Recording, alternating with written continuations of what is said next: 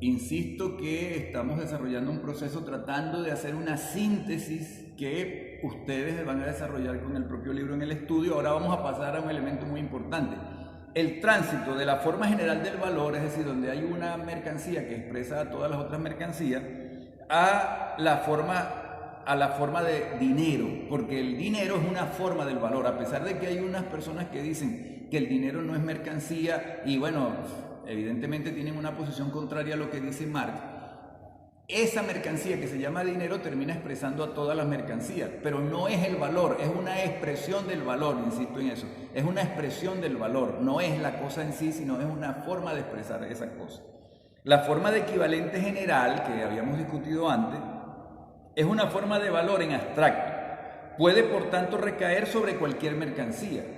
En algunos sitios fue, por decir, el cacao, en otros, en el caso de las regiones del centro-occidente de Venezuela, los indígenas intercambiaban o licores, intercambiaban sal, intercambiaban, bueno, piedras elaboradas.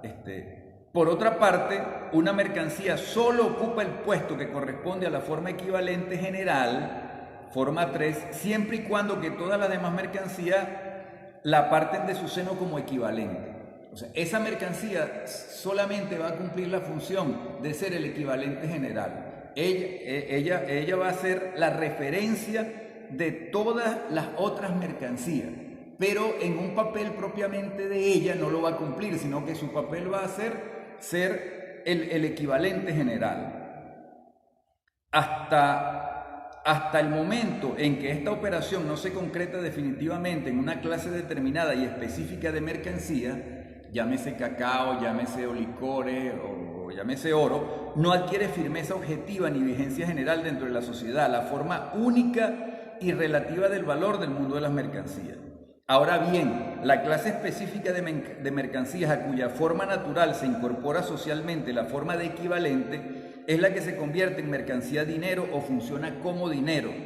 Esta mercancía tiene como función social específica y por tanto como monopolio social dentro del mundo de las mercancías el desempeñar el papel de equivalente general. Por eso entonces pasamos de aquella forma general del valor a una forma que va a descansar en una específica mercancía que se llama dinero.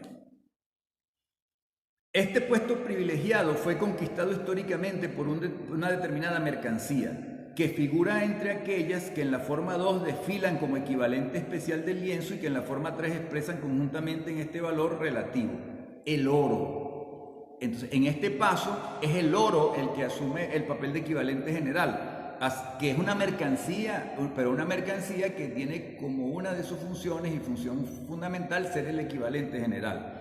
Así pues, no solo constituye en la forma 3 el lienzo por oro, solo por sustituir en la forma 3 el lienzo por oro, obtendremos la fórmula siguiente. Entonces, bien, vamos a la fórmula de dinero ya que terminamos de explicar. Todas las mercancías o una serie de mercancías se intercambian por una mercancía que es el equivalente general. Antes se podía intercambiar por cualquiera, se podía intercambiar por un grupo de mercancías y luego avanzamos a que se intercambia por una.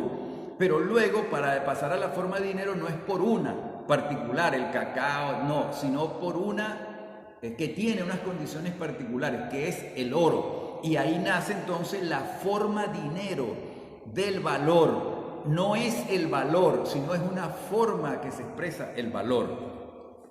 El paso de la forma 1 a la forma 2 y el de esta a la forma 3 entraña cambios sustanciales que fueron históricos, eso es a través del desarrollo de la humanidad. Por el contrario, la forma 4 no se distingue de la forma 3, sino en que aquí es el oro el que viene a sustituir al lienzo en su papel de forma equivalente general. Si el oro se enfrenta con todas las demás mercancías en función de dinero, es sencillamente porque ya antes se enfrentaba con ellas en función de mercancía, porque es una mercancía. Al igual que todas las demás mercancías, el oro funcionaba respecto a esta como equivalente, unas veces como equivalente aislado en actos sueltos de cambio, otras veces como equivalente concreto, a la par de otras mercancías también equivalentes.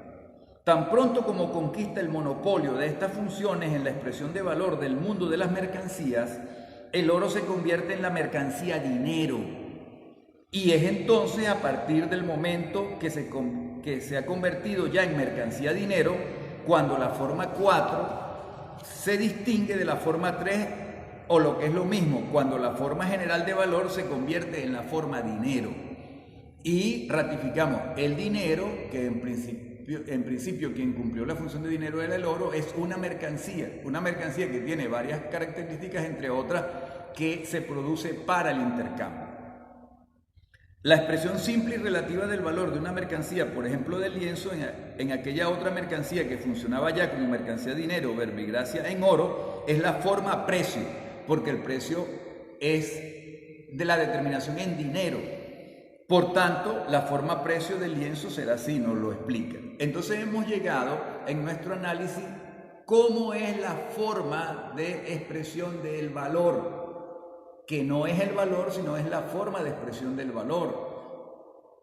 Esa forma, entonces, ha evolucionado a través de diversos momentos históricos, esos son siglos de la humanidad, y entonces llegamos a la forma dinero. La forma de dinero evoluciona desde el oro como dinero y la plata, hasta, bueno, el dinero fiduciario y una serie de expresiones, hoy el dinero electrónico, pero sigue siendo dinero y sigue desempeñando el papel de equivalente universal, de equivalente general. Y eso lo hace una mercancía que desempeña una función para el intercambio de las demás mercancías, es decir, equivalente general. Luego el punto siguiente es el fetichismo de dinero y, bueno, por el tiempo no vamos a profundizar mucho en él, pero nos dice Marx, a primera vista, parece fetichismo de la mercancía y su secreto. Fetichismo de la mercancía y su secreto. A primera vista parece que si las mercancías fuesen objetos evidentes y triviales, pero analizándolos vemos que son objetos muy intrincados, llenos de sutilezas metafísicas y resabios teológicos. ¿Por qué nos dice eso? Porque cuando la sociedad analiza desde los métodos tradicionales la mercancía, consiguen ellas muchas cosas que no haya cómo explicarse. Y por eso nos habla de los resabios teológicos y de las sutilezas metafísicas.